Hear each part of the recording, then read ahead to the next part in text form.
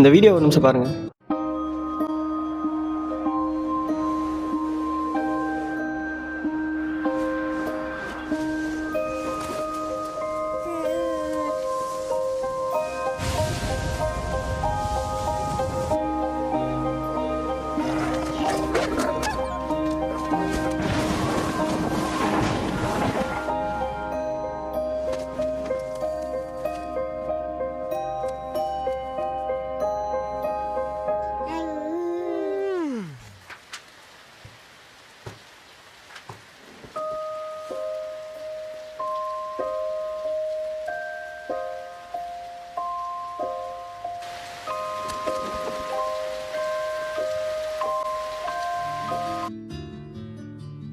இதில் வர அந்த பறவை தான் யூனிவர்ஸ், காட் இல்லைன்னா ஏதாவது ஒரு ஹையர் பவர்னு நம்ம வச்சுப்போம். இந்த பறவை அதாவது இந்த யூனிவர்ஸ் நம்மளை இந்த உலகத்துக்கு கொண்டு வரதுக்கு எவ்வளோ தடைகளை தாண்டி எவ்வளோ கஷ்டப்பட்டு நம்மளை இந்த பூமி காமிச்சிருக்கு. அந்த குழந்தை கரெக்டாக கொட்டாய் விடும்போது அந்த இடத்துல கரெக்டாக டிரான்சிஷன் போட்டு ஆர் யூ ரீச்சிங் யுவர் பொட்டன்ஷியல்னு ஏன் கொஸ்டின் மார்க் வச்சிருக்காங்க தெரியுமா? ஏன்னா நம்ம டயர்டாக ஃபீல் பண்ணும்போது தான் நிறைய விஷயத்தை ரெஸ்ட் எடுக்கலாம், இல்லைன்னா குவிட் பண்ணிடலான்ட்டு விட்டுட்டு போயிடும். ரெஸ்ட் எடுக்க போகாமல் இன்னும் கூட பெண்டிங் இருக்கிற ஒர்க்ஸ்லாம் கொஞ்சம் முடிக்கலாம், லிமிட்டை கொஞ்சமாக புஷ் பண்ணி இன்னும் கொஞ்சம் போராடி பார்க்கலாம். பிகாஸ் நம்ம உயிரை கொண்டு வரதுக்கு இந்த யூனிவர்ஸ் எவ்வளோ கஷ்டப்பட்டிருக்கு. அதுக்காகவாச்சும் கொஞ்சம் போராட மாட்டியாடான்னு கேட்குற மாதிரி இல்லை.